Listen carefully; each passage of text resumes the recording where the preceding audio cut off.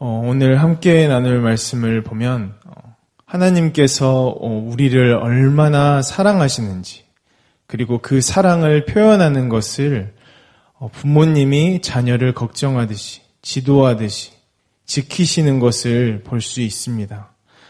우리는 흔히 잠언을 보면서 이것을 해야 한다, 하지 말아야 한다, 율법적으로 바라보는 경우가 많이 있습니다. 그래서 하나님의 말씀을 보면서 내가 지키게 되면 잘 지켰어 라고 이렇게 뿌듯해하고, 지키지 못하면 내가 지키지 못했네, 정죄감이 들고 죄책감에 사로잡히게 됩니다. 그러나 잠언 말씀은 전체적으로 봤을 때 이것을 지켜야 한다, 말아야 한다, 그래서 지키면 하나님을 경외하는 것이고 지키지 않으면 하나님을 경외하지 않는 자라고 정죄하는 말씀이 아닙니다. 바로 하나님의 우리에게 나타나시는 사랑을 나타내는 것이 또한 잠언입니다. 오늘 하나님께서 우리를 어떻게 사랑하시는지 알기를 원합니다. 자, 1절과 2절 말씀을 읽겠습니다. 내 아들아, 내 말을 지키며 내 계명을 간직하라. 내 계명을 지켜 살며 내 법을 내 눈동자처럼 지키라. 하나님께서 이렇게 말씀하셨습니다. 하나님께서 이렇게 말씀하신 이유는 하나님의 말씀이 곧 우리의 생명이기 때문입니다. 하나님의 말씀, 곧 계명이 우리의 생명을 지켜줌을 말씀하고 있습니다. 그런데 이 계명이 중요한지를 사실 우리는 그렇게 뼈저리게 깨닫지를 못합니다. 그래서 하나님께서 엄청난 비유를 오늘 말씀에서 보여주십니다. 그것은 바로 우리가 하나님의 계명을 간직하며 살지 않을 때에 어떤 결과가 일어날 것인지를 보여준 사건입니다.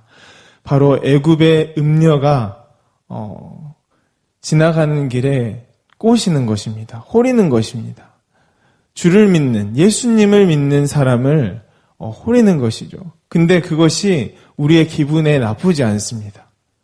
우리의 보기에 즐겁고 유혹할 만하고, 그리고 또 그렇게 할 만하게 다가옵니다. 어떻게 다가오는지 보겠습니다. 14절부터 읽겠습니다. 내가 화목제를 드려 소원한 것을 오늘 갚았노라. 이러므로 내가 너를 맞으려고 나와 내 얼굴을 찾다가 너를 만났도다. 내 침상에는 요와 애굽의 무늬 있는 이불을 폈고 17. 물약과 침량과 계피를 뿌렸노라. 18절입니다. 오라 우리가 아침까지 흡족하게 서로 사랑하며 사랑함으로 희락하자 라고 말씀합니다. 음녀가 우리에게, 그리고 그리스도를 믿는 자에게 화목제를 드려서 소원한 것을 갚았노라고 말하고 있습니다. 화목제를 드린다는 것은 어떤 말이죠? 바로 하나님과 화목하게 되는 그 제사를 드렸다는 것입니다. 화목제를 드리면 우리에게 하나님과 불편함이 있나요, 없나요? 없죠? 네, 완전한 하나님의 친밀한 관계를 나타내기 위해서 우리가 드리는 제사가, 바로 구약시대 때 드리는 제사가 화목제였는데 그것을 이미 그 음녀가 드렸다는 것입니다. 그러니까 너는 마음에 걸리는 것 없이 나랑 사랑하자라고 합니다. 네.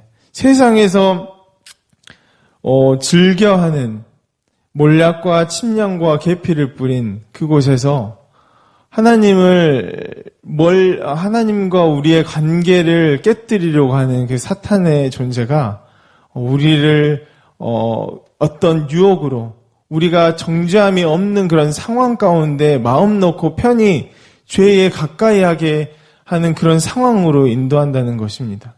근데 이 결과가 참으로 처참합니다. 22절과 23절을 읽겠습니다. 젊은이가 곧 그를 따랐으니 소가 도수장으로 가는 것 같고 미련한 자가 벌을 받으려고 쇠사슬에 매이러 가는 것과 같도다. 필경은 화살이 그 간을 뚫게 되리라. 새가 빨리 그물로 들어가되 그의 생명을 잃어버릴 줄을 알지 못함과 같으니라. 여러분도 잘 아실 것입니다. 도수장이라는 곳은 소를 잡는 곳이죠. 네. 소가 사람들의 양식이 되기 위해서 먹이를 먹고 다 큰 성인의 소가 돼서 잡히는 곳입니다. 사실 우리 입장에서는 너무 좋은 일이지만, 소를 우리가 양식으로 삼기 때문에 좋은 일이지만 소의 입장에서 보면 소망과 희망이 전혀 없죠. 왜냐하면 그 앞에는 죽음이 기다리고 있기 때문입니다. 그런데 마치 하나님의 계명을 간직하지 못하고 하나님과 멀고 죄의 유혹을 받아들이고 사는 것이 바로 이 같은 삶이라는 것입니다. 결국에는 23절의 말씀처럼 화살이 그 간을 뚫게 된다고 말씀하고 있습니다. 여러분 생각해 보시길 바랍니다. 전쟁터입니다. 전쟁터에서 칼과 화살로 싸우고 있습니다. 지금은 총으로 싸우지만 그렇게 상상하기는 어렵겠지만 조선시대와 같은 그런 시대를 생각해 보면 칼과 화살로 싸울 때 어떻게 사람들이 전사하게 되나요? 칼로 싸울 때는 그렇게 생명이 빨리 이렇게 멈추지는 않을 것입니다. 그러나 화살이 몸을 꿰뚫게 될 때에는 순식간에 생명을 잃게 됩니다. 직사라는 말을 하죠. 그렇게 사람이 죽는 것입니다. 하나님의 계명을 간직하지 않고 그렇게 하나님과 관계를 소홀히 하며 사탄의 유혹에 빠져 죄를 즐기며 사는 자는 바로 이렇게 순식간에 죽음을 맞이하는 그런 삶을 맞이하게 된다는 것입니다. 그런데 여러분, 하나님께서 그러면 우리를 너 죄의 유혹에 빠지고 이렇게 살면 넌 반드시 죽을 거야, 이렇게 말씀하시는 걸까요? 맞습니다. 그렇게 말씀하시는 것이 맞습니다. 그런데 율법적으로 다가가서 너 이거 해, 그러면 살 거야. 너 이거 해, 이거 못해, 그러면 죽을 거야. 이렇게 흙과 백의 논리로 말씀하시는 것이 아닙니다.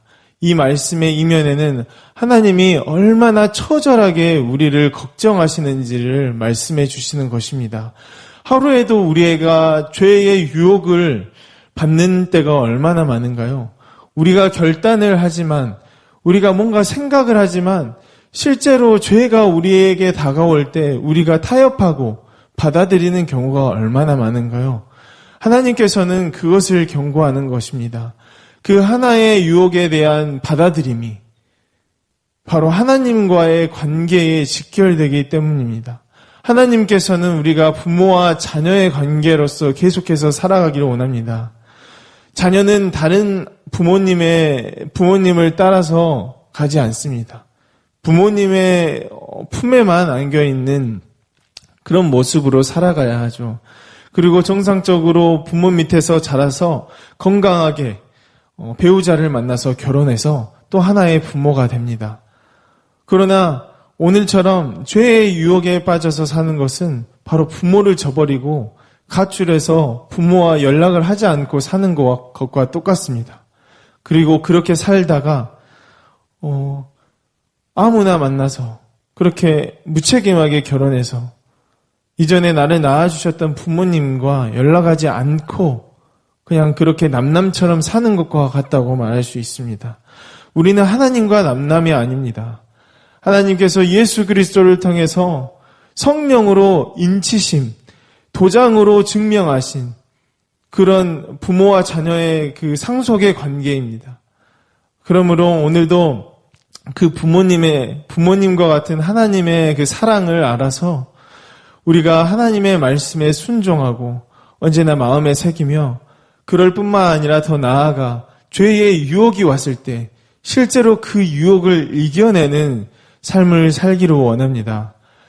그렇게 오늘도 하나님께서 일하실 것을 믿고 그렇게 죄의 유혹에서 벗어나 하나님의 계명을 지키게 하시며 또 그 계명을 지킴으로 말미암아서 하나님께 온전히 기쁨과 평안을 누리는 우리 모두가 되기를 원합니다. 아멘. 지금 이 시간 기도하며 나아가겠습니다.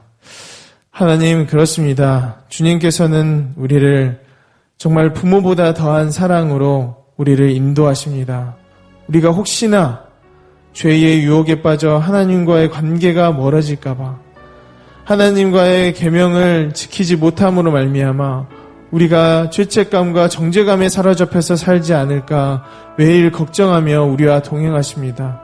하나님 아버지, 오늘도 잠언 7장의 말씀을 보며 우리를 지극히 사랑하시는 하나님의 마음을 알아 주의 율례와 법도를 소중하게 생각하며 그 말씀을 따라 순종하며 또 그리하여서 언제나 죄의 유혹이 찾아올 때 이겨내고 하나님의 뜻을 따라 선택할 수 있는 우리 모두가 되게 하여 주옵소서라고 기도하고 나아가면 좋겠습니다. 또한 성도님들의 가정과 직장을 위해서 기도하면 좋겠습니다. 사실 가정에 일어나는 일들이 많습니다. 그러나 우리는 서로에 대해서 날마다 그렇게 잘 소통하지 못하고 알지 못합니다. 그러나 하나님께서는 모든 것을 아시니 하나님께서 주신 감동에 따라서 성도님들을 위해 기도해 주시면 좋겠습니다. 또한 담임 목사님의 건강과 성령 충만을 위해서 기도해 주시면 좋겠습니다. 또한 사모님과 자녀들을 위해서도 기도해 주십시오. 특별히 담임 목사님께서 성령의 인도하심을 따라 하나님께서 주신 말씀이 주인 되어서 교회를 이끌어갈 수 있도록 기도하여 주시고 특별히 건강과 집중력 그리고 계속해서 하나님의 교회를 사랑하는 마음을 충만하게 부어주시도록 기도해 주시면 좋겠습니다. 대통령과 나라와 민족을 위해서 우즈베키스탄에서 선교하시는 이보금 선교사님을 위해서 기도해 주셨으면 좋겠습니다. 마지막으로 광신대학교를 위해서 기도해 주시면 좋겠습니다. 계속해서 우리 교회와 어떤 문제가 있는데 그 문제들이 잘 해결되어지고 그 문제들이 정말 하나님께서 영광을 받으시는 일이 될 수 있도록 기도해 주시면 좋겠습니다. 마지막으로 광신대학교 직원들이 예수님을 바라봄으로 다른 무엇이 아닌 정말 예수님을 바라봄으로 학교에서 정직과 성실로 근무할 수 있도록 기도해 주시면 좋겠습니다.